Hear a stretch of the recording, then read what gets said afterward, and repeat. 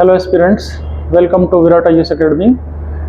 आज हम कुछ ऐसे मुद्दों पर चर्चा करेंगे जिनका संबंध कुछ राइट्स से है, कुछ अधिकारों से है, यानी ऐसे इश्यूज जो अधिकारों से रिलेटेड है, जो हमारे कॉन्स्टिट्यूशन के फंडामेंटल राइट्स से रिलेटेड हैं। अधिकार संबंधी मुद्दों पर चर्चा करेंगे, जिसमें सबसे पहले हम डिजिटल राइट्स की चर्चा करेंगे। देखो, डिजिटल राइट्स या डिजिटल अधिकार वो ह्यूमन राइट्स हैं, वो कानूनी अधिकार हैं जो ह्यूमन बींग्स को डिजिटल मीडिया तक अपनी पहुंच रखने, उनका इस्तेमाल करने, कंप्यूटर और जो बाकी इलेक्ट्रॉनिक एपरेटस हैं और जो दूर संचार नेटवर्क है, जो टेलीकॉम के नेटवर्क्स हैं, उन तक पहुंचने के, उनके इस्तेमाल की परमिशन से संबंधित हो।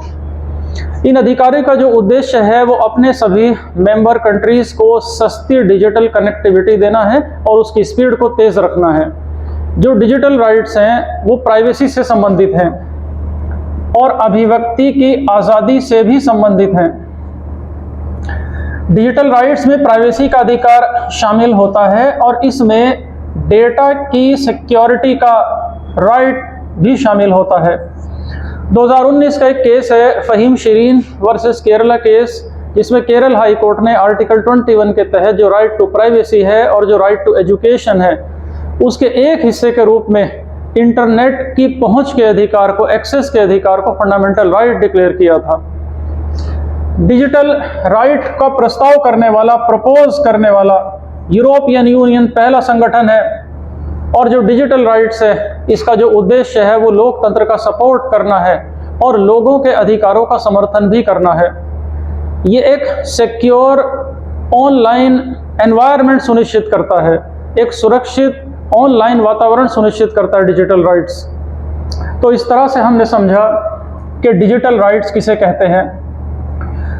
नेक्स्ट जिस अधिकार को हम समझेंगे वो है फ्री स्पीच और हेट स्पीच। देखो, ये चर्चा चली आई है और यूपीएससी ने एक क्वेश्चन भी किया था कि क्या आर्टिकल 19(1)A में जो freedom of speech and expression दिया था, क्या उसमें हेट स्पीच भी शामिल है? तो आर्टिकल 19(1)A के माध्यम से आप जानते हो कि सभी सिटीजन्स को फ्रीडम ऑफ स्पीच है, फ्रीडम ऑफ एक्सप्रेशन है, यानी भाषण की गारंटी दी गई है, अभिव्यक्ति की आज़ादी की गारंटी दी गई है। मतलब जितने भी नागरिक हैं उनको अपने विचार व्यक्त करने का अधिकार है, अपनी राय व्यक्त करने का, अपने ओपिनियन को स्वतंत्र रूप से देने का अधिकार है। और इसमें देखो, न सिर्फ मुंह से बोलना शामिल है, बल्कि कुछ लिखना, कोई मूवी बनाना, कोई तस्वीर बना देना, कोई बैनर बना देना और कोई भाषण देना, ये सब शामिल हैं। हालांकि प्रेजेंटली अगर देखें तो फ्री स्पीच की आड़ में कई सारे सोशल मीडिया चैनल और कुछ ऐसे व्यक्ति हैं जो हेट स्पीच फैला रहे हैं। हेट स्पीच मेनली नस्लीय यानी रेशियल घृणा को उकसाती है या जातीय घृणा को उकसाती है, जातीय नफरत को उकसाती है, यानी कास्ट बेस्ड हेट को बढ़ावा देती है। और जो सेक्सुअल ओरिएंटेशन है, यानी यौन अभिविन्यास, इस घृणा को भी उकसा सकती है, जैसे LGBT समुदाय के खिलाफ नफरत फैलाना। फिलहाल सोशल मीडिया की वजह से ये टेंशन और ज़्यादा बढ़ गई है।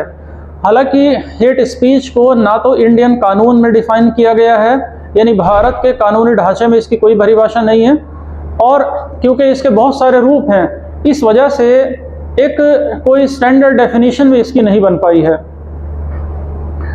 इंडियन पेनल कोड उन स्पीचेस को अवैध मानता है, इलीगल मानता है, जिनका मकसद शत्रुता को बढ़ावा देना और अलग अलग समुदायों के बीच में असहिष्णुता को बढ़ावा देना, इंटॉलरेंस को बढ़ावा देना है।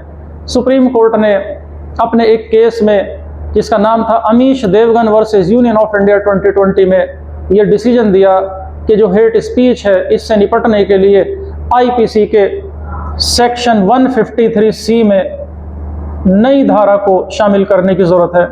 तो अमीश देवगन केस में सुप्रीम कोर्ट ने कहा था कि हेट स्पीच से निपटने के लिए इंडियन पेनल कोड के सेक्शन 153C में कोई नया सेक्शन भी ज़रूर शामिल किया जाए, ज़रूर जोड़ा जाए।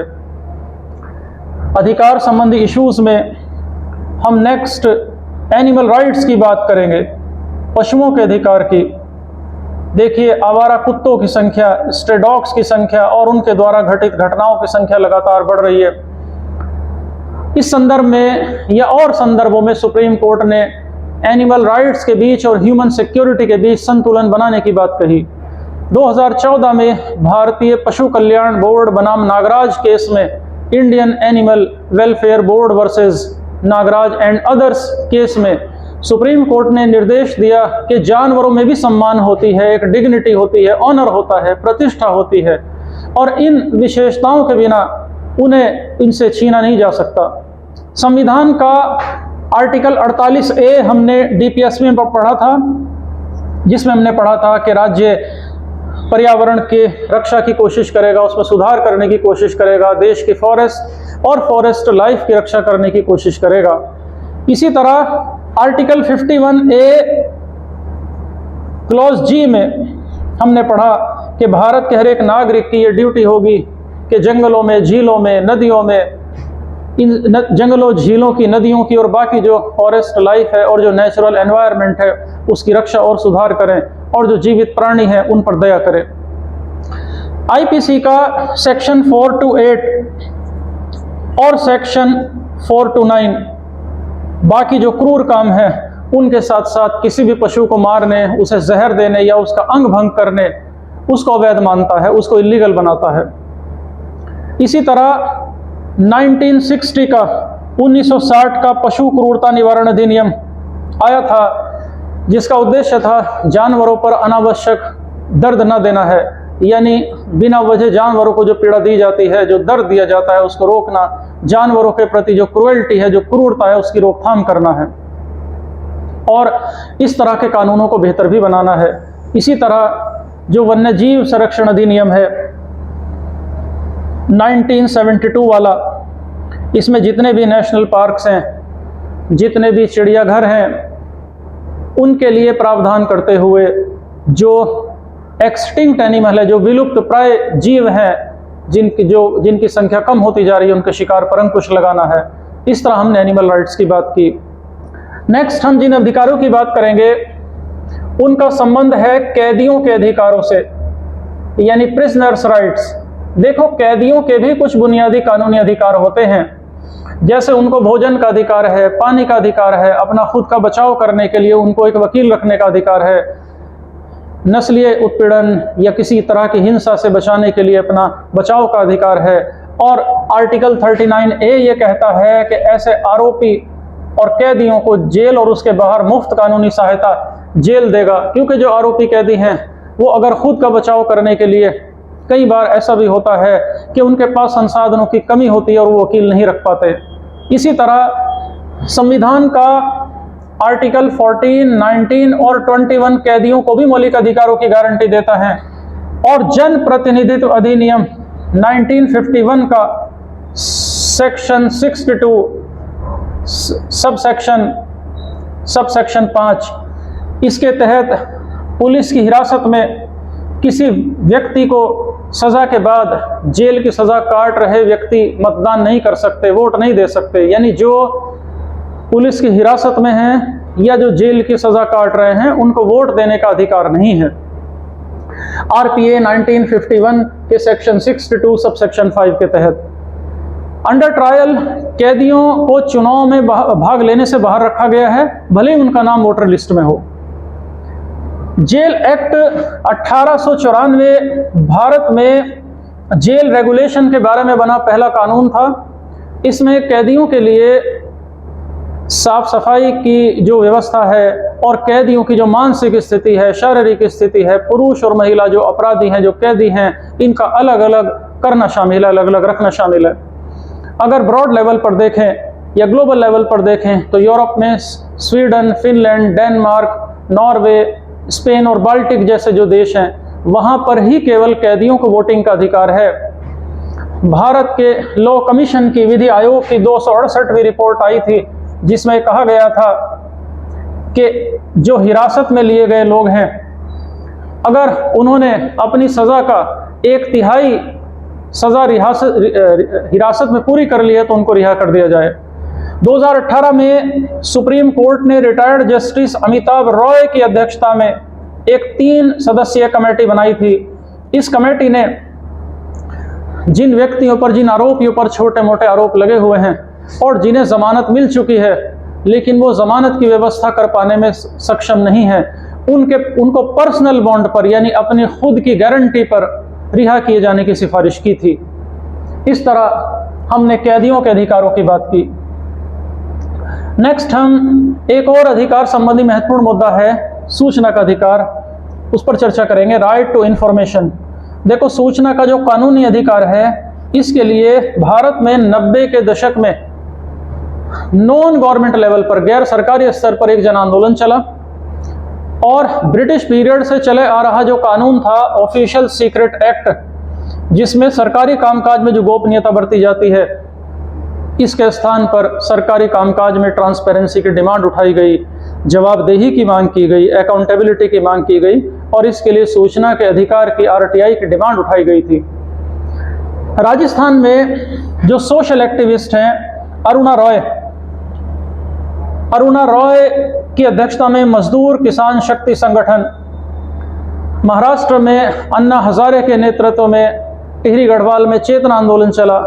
ऐसे अनेक संगठन और इनके साथ साथ कई सारे पत्रकार, कई जागरूक नागरिक, इन्होंने राष्ट्रीय स्तर पर सूचना के अधिकार की लगातार डिमांड की और इन संगठनों ने सूचना के अधिकार के राष्ट्रीय अभियान नाम से एक संगठन भी बनाया। नेशनल लेवल पर सूचना के अधिकार के लिए एक बेहतर कानून की जो ज़रूरत थी वो 24 मई 1997 को चीफ मिनिस्टर्स कॉन्फ्रेंस में महसूस की गई। केंद्र सरकार ने HD शौरी की अध्यक्षता में आरटीआई लाने और सरकार में खुलापन लाने यानी पारदर्शिता लाने के लिए एक कमेटी भी उस समय बनाई थी। फिर एनडीए सरकार आई और एनडीए सरकार के समय में दिसंबर 2003 में संसद में सूचना स्वतंत्रता अधिनियम 2002 पारित किया गया, लेकिन यह अधिसूचित नहीं हो सका, नोटिफाइड नहीं हो सका। फिर दिसंबर 2004 में यूपीए सरकार ने सूचना का अधिकार विधेयक पेश किया, जिसे जून 2005 में राष्ट्रपति एपीजे कलाम ने सूचना के अधिकार विधेयक के तहत अपनी मंजूरी प्रदान कर दी और 12 अक्टूबर 2005 से लागू हो गया। और इस कानून ने मानव अधिकार के उल्लंघन के अलावा बाकी सभी परिस्थितियों में केंद्र सरकार की जो गुप्तचर एजेंसियां हैं, जो आईबी हैं, सीबीआई हैं या जो सुरक्षा संगठन है, आर्मी है, एयरफोर्स है, इनको इसके दायरे से बाहर रखा गया है। और कुछ खास किस्म की परिस्थितियों में सूचना के अधिकार को इस्तेमाल न करने की छूट भी दी गई है। इस कानून के दायरे में सेंट्रल गवर्नमेंट और स्टेट गवर्नमेंट के अलावा पंचायती राज इंस्टीट्यूशंस, लोकल बॉडीज यानी नगर पालिकाएं और डायरेक्टली या इनडायरेक्टली तरीके से सरकार से अनुदान लेने वाले जो एनजीओज हैं वो भी शामिल हैं। किसी व्यक्ति को इस कानून के तहत रिटन में या इलेक्ट्रॉनिक रूप से जो केंद्रीय जन सूचना अधिकारी हैं या जो राज्य जन सूचना अधिकारी हैं, एप्लीकेशन के साथ इंफॉर्मेशन लेने का 10 रुपये का जो शुल्क है वो जमा कराना पड़ेगा और सूचना ली जा सकती है। जो इंफॉर्मेशन ऑफिसर है, जो सूचना अधिकारी है, वो एप्लीकेशन मिलने के 30 दिन के भीतर सूचना उपलब्ध कराएगा या फिर सेक्शन 8 या सेक्शन 9 में दिए गए किसी कारण के आधार पर वो इस एप्लीकेशन को रिजेक्ट भी कर सकता है। और अगर इंफॉर्मेशन किसी व्यक्ति की जिंदगी से रिलेटेड है, उसकी लाइफ से रिलेटेड है, तो जन सूचना अधिकारी इस बारे में एप्लीकेशन मिलने के 48 घंटे के भीतर जानकारी देगा, उसको ये जानकारी देना पड़ेगा। अधिकार संबंधी नेक्स्ट इशू हम डिस्कस करेंगे, जिसका संबंध सोने के अधिकार से है, निद्रा के अधिकार से है। Right to sleep. देखो, नींद मानव स्वास्थ्य के लिए बहुत जरूरी घटक है और बाकी सभी अधिकारों की तरह नींद का अधिकार भी कानून के द्वारा स्थापित प्रक्रिया के तहत जो प्रतिबंध लगाए जा सकते हैं उसके अधीन है। नींद, Maneka Gandhi versus union of India का जो ऐतिहासिक केस है, उसमें आर्टिकल 21 में जो अधिकार शामिल हैं उसमें निद्रा का अधिकार भी शामिल है। और सुप्रीम कोर्ट ने नागरिकों के शांति से सोने के अधिकार को जीवन के अधिकार के दायरे में रखा और इस तरह जीवन के अधिकार को विस्तृत किया। 2012 के जो रामलीला मैदान versus home secretary of union of India का जो मामला था, रामलीला बनाम गृह सचिव भारत सरकार, उसमें सुप्रीम कोर्ट ने निद्रा के अधिकार को, सोने के अधिकार को आर्टिकल 21 के तहत एक मौलिक अधिकार, फंडामेंटल राइट के रूप में स्वीकार किया। नेक्स्ट एक बहुत इंपॉर्टेंट अधिकार है भुलाए जाने का अधिकार, राइट टू बी फॉरगॉटन। देखो, अगर किसी बंदे की पर्सनल जानकारी इंटरनेट पर या किसी सोशल मीडिया प्लेटफॉर्म पर उपलब्ध हो और इस जानकारी को अगर वह उस प्लेटफॉर्म से हटाना चाहता हो, तो जिस अधिकार से वह इस जानकारी को हटवाना चाहता है उसको भुलाए जाने का अधिकार कहते हैं, या राइट टू बी फॉरगॉटन कहते हैं। अभी हाल ही में दिल्ली हाई कोर्ट ने अपने एक इंपॉर्टेंट जजमेंट में, जो यूट्यूब है या जो इस तरह के ऑनलाइन प्लेटफॉर्म्स है, उसमें एक बांग्ला अभिनेत्री के कुछ ऑब्जेक्शनेबल वीडियोस और ऑडियोज को हटाने का निर्देश दिया और कहा कि जो प्राइवेसी का राइट है उसमें भुलाए जाने का अधिकार और अकेले रहने का अधिकार शामिल है। फिलहाल इंडिया में ऐसा कोई लॉ नहीं है, कोई कानून नहीं है जो खास तौर से भुलाए जाने के अधिकार का प्रोविजन करता हो। हालांकि जो पर्सनल डेटा प्रोटेक्शन बिल है, पर्सनल डेटा प्रोटेक्शन बिल 2019, ये भूल जाने के अधिकार को मान्यता देता है। ये अधिकार किसी व्यक्ति की प्राइवेसी के अधिकार के तहत आता है जो पर्सनल डेटा प्रोटेक्शन एक्ट द्वारा रूल होता है। और आप जानते हो कि 2017 के Puttaswamy versus union of India के केस में, डिसीजन में, सुप्रीम कोर्ट ने प्राइवेसी के राइट को आर्टिकल 21 के तहत मूल अधिकार डिक्लेयर किया था। और इस कॉन्सेप्ट को विदेशों में, फॉरेन कंट्रीज में, खास तौर से यूरोपियन यूनियन में कुछ अदालतों में इसको मान्यता मिली भी हुई है। और भुलाए जाने का जो अधिकार है, इसको लागू करने के लिए कॉन्स्टिट्यूशन में अमेंडमेंट करके आर्टिकल 19(2) के तहत गोपनीयता को उचित प्रतिबंधों के दायरे में भी जोड़ा जाना चाहिए। तो ये हमने भुलाए जाने के अधिकार की बात की। नेक्स्ट हमारा अधिकार है विवाह का अधिकार, राइट टू मैरी। देखो, भारतीय संविधान और भारतीय कानून एक स्त्री और एक पुरुष दोनों को शादी करने का एक जैसा अधिकार देता है और कोई महिला और पुरुष अपनी दंपत्ति के लिए, अपने जीवन के लिए स्वतंत्र रूप से किसी से भी विवाह कर सकता है। और राइट टू मैरी आर्टिकल 21 के तहत जीवन के अधिकार का एक अहम हिस्सा है और सभी व्यक्तियों के लिए उपलब्ध है। इंडिया में विवाह पर डिफरेंट पर्सनल लॉज भी लागू हैं। जैसे पर्सनल लॉ से जो जबरन विवाह है, बस उसको एक एक्सेप्शन माना गया है, यानी वो लागू नहीं होगा। जैसे क्रिश्चियन मैरिज, जो इंडियन क्रिश्चियन मैरिज एक्ट है 1872 के तहत लागू होगा। और इसी तरह जो पारसी मैरिज एक्ट है, पारसी विवाह अधिनियम, वो 1936 के तहत लागू है। इसी तरह शरीयत एप्लीकेशन एक्ट 1937 एक्ट मुस्लिम पर्सनल लॉ में पुरुषों को बहुविवाह करने की भी अनुमति देता है। तो इस तरह डिफरेंट लॉज हैं। सुप्रीम कोर्ट ने शफीन जहां केस में ये कहा था कि आर्टिकल 21 के तहत किसी व्यक्ति को भी अपना मनपसंद व्यक्ति से विवाह करने का अधिकार है और ये एक संवैधानिक अधिकार भी है, मौलिक अधिकार भी है। सुप्रीम कोर्ट के मुताबिक संविधान हर व्यक्ति की जीवन शैली और विश्वास को सुनिश्चित करेगा, इसलिए वह अपने मनपसंद व्यक्ति से विवाह करने का अधिकार रखता है और इसीलिए इसको आर्टिकल 21 के तहत एक अंग बनाया गया। 2018 में इंडियन पेनल कोड का सेक्शन 377 की संवैधानिकता को जब चुनौती दी गई, जब कॉन्स्टिट्यूशनलिटी को चैलेंज किया गया, तो इन सभी पिटीशंस के बारे में सुप्रीम कोर्ट ने कहा कि अपने जीवन साथी का चुनाव एक व्यक्ति का फंडामेंटल राइट है। इंडिया में मैरिज के लिए एक स्पेशल मैरिज एक्ट 1954 भी बना है, 1954, जो भारत में अंतरधार्मिक विवाह और अंतरजातीय विवाह को पंजीकृत करने का प्रावधान करता है। इंटरफेथ मैरिज और इंटरकास्ट मैरिज को पंजीकृत करने का प्रावधान करता है, लीगल बनाने का इसमें प्रोविजन किया गया है। नेक्स्ट एक बहुत इंपॉर्टेंट अधिकार संबंधी इशू है हमारा, अनबॉर्न चाइल्ड, यानी अजन्मा बच्चा, राइट टू अनबॉर्न चाइल्ड। देखो, हमने पढ़ा कि आर्टिकल 21 में कहा गया है कि विधि की प्रक्रिया का पालन किए बिना किसी को जीवन के अधिकार से वंचित नहीं किया जा सकता। तो आर्टिकल 21 के इस प्रोसेस को हमने मेनका गांधी केस में भी पढ़ा था, वहां भी ये बात सुप्रीम कोर्ट के द्वारा दोहराई गई थी। अब देखिए, अजन्मा बच्चे को एक सामान्य व्यक्ति माना जाए या ना माना जाए, ये एक डिबेट का विषय है। यानी एक मदर के एम्ब्रॉय में, एक मदर के भ्रूण में जो जीवन की स्थिति है वो भी कानून के हिसाब से डाउटफुल है। क्योंकि हमारे देश का कानून अजन्म में बच्चे की स्थिति के बारे में अभी किसी निष्कर्ष पर पहुंच नहीं पाया है। भारत में कानून एक अजन्म में बच्चे के अस्तित्व को एक कानूनी व्यक्ति के रूप में मान्यता तो देता है, लेकिन कानून बच्चे के जन्म तक के अधिकार नहीं देता, जन्म के बाद देता है। और स्टेट तो तभी इंटरफेयर कर सकता है जब अजन्मा बच्चा व्यावहारिक हो जाए, यानी उसका जन्म हो जाए। फिर भी ये क्लियर नहीं है कि कानून अजन्मे बच्चे की रक्षा कैसे करेगा। ये काफ़ी धुंधली बातें हैं, और उसकी रक्षा कैसे होगी। नेक्स्ट एक और बहुत इंपॉर्टेंट अधिकार संबंधी इशू है जिसका संबंध गर्भपात से है, एबॉर्शन से है।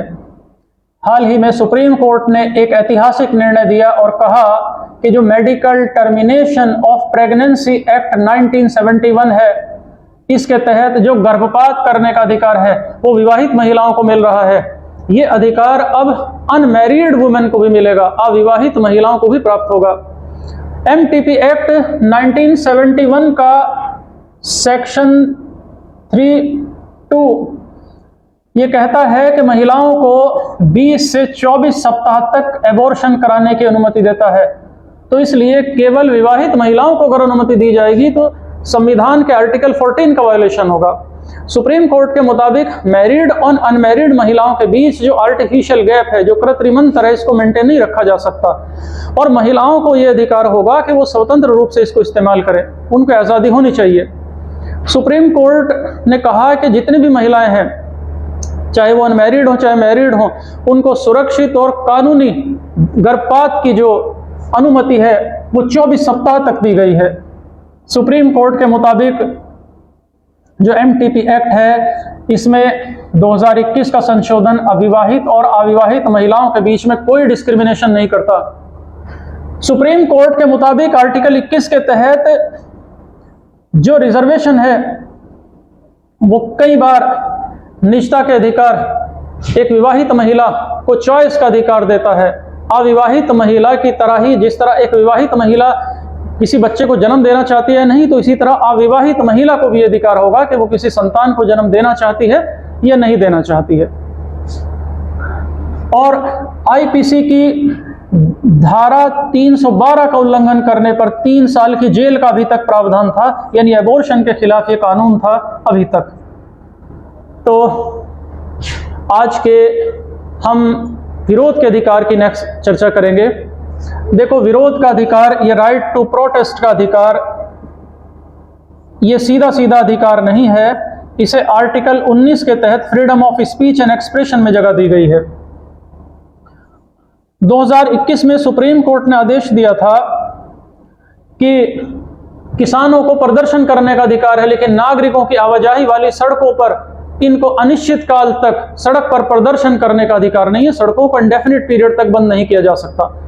इसी तरह शाहीन बाग के फैसले में अदालत ने कहा कि किसी कानून के खिलाफ आप शांतिपूर्ण प्रदर्शन तो कीजिए, कर सकते हैं, लेकिन जो पब्लिक हाईवेज हैं, जो पब्लिक रोड्स हैं, जो सार्वजनिक रास्ते हैं, जगह हैं, वहां पर कब्जा नहीं किया जा सकता निश्चित काल तक, और वो भी लंबे टाइम के लिए।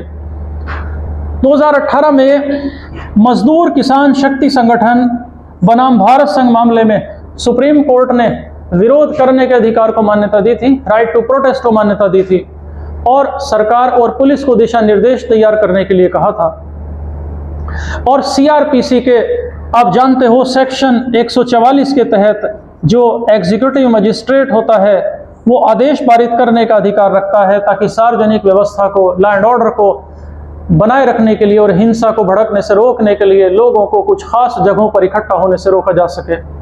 इस तरह हमने कुछ मोस्ट इम्पॉर्टेंट राइट्स की और उनसे रिलेटेड इश्यूज की बात की। आप इनको बार बार देखिएगा, ये मेंस के लिए, प्रीलिम्स के लिए, दोनों के लिए बेहद इंपॉर्टेंट है। ये आपके एसए के लिए भी बहुत इंपॉर्टेंट है, या आपके इंटरव्यू के लिए भी बहुत इंपॉर्टेंट है, बहुत महत्वपूर्ण रोल प्ले करेंगे। Thanks for this session. Thank you.